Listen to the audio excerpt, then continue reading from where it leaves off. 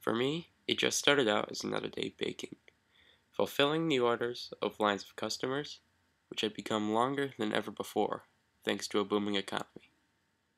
I was one of the most skilled bakers in Italy, and my business was booming during the economic prosperity brought on by this time. My bakery produced some of the most desired edible goods in the country, ranging from a variety of breads, soups, and sweet desserts. Besides myself, there were only 6 others working in the bakery with me, all of them being either close family or friends. The business was sacred to me, with its roots going all the way back to my great-grandfather. My great-grandfather, one who miraculously survived the onslaught of the Black Death, found his passion of baking bread for those who were fleeing infected towns. He eventually found a great talent in not just baking bread, but cooking and selling other baked goods as well. As Europe was escaping the quote-unquote Dark Ages, he founded his bakery, and ever since then, it's been a prospering family business. Over time, other family and friends have joined in on the bakery, bringing in other skills in cooking and bringing in more variety to the products sold. With the growth in population and economic prosperity, business for our passion had been booming. The bakery had been making some of the most money of all the businesses in Italy, and our food was enjoyed by a wide range of people, from peasants to artisans, all the way up to the wealthiest nobles. Quickly going through lines of orders, one after the other, we eventually found one, though, that particularly struck our eyes. This order was unlike any we had ever seen before. It was from the wealthiest noble in all of Italy.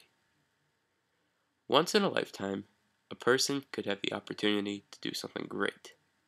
It would be far beyond their wildest dreams. For us, this order was that moment. The baking request itself had been placed by one of the noble's messengers, and called for enough food to cater a large public event hosted by him. The list of food was incredibly long, and continuing to scan the list, which seemed to be a seemingly endless ticket, we had found that there was almost everything on our menu in the request. But not only that, it was also in mass quantities. In itself, making hundreds of dishes is a fairly hard task to perform. But looking deeper into the order, we had discovered the day that it would be picked up. 2 days from then. Shocked at the looming deadline, I nearly fainted upon realizing what we were about to do. On one hand, we were going to fulfill the order of one of the most powerful people around, which would, without a doubt, bring us significantly more popularity and business.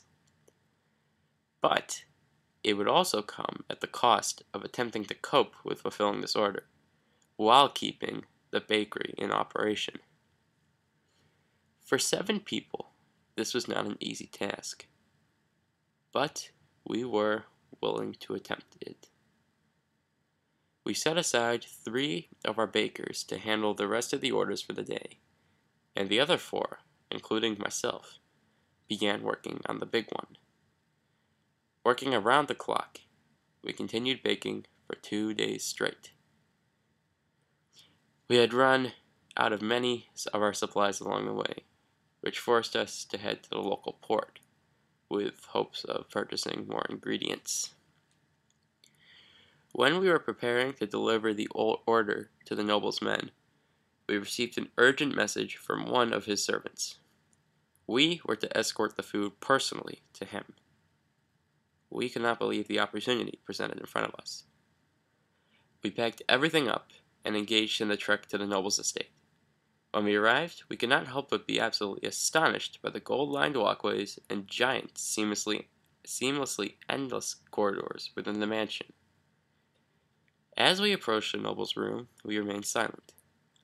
When the door was opened, we got a glimpse of him. We continued to remain silent, and so did he. I began to wonder to myself what would happen if he did not like my creation. Yet I could only hope for one glorious word to be uttered from his mouth. As we approached him further, he gave a signal for us to stop, and then waved his hand at one of his servants, likely implying for him to present the noble with one of our dishes. As we anxiously watched the noble gracefully pick up one of the loaves of bread, I couldn't help but wait for him to take the first bite. And just like that, he did. After that, one word was shouted by him: Benissimo!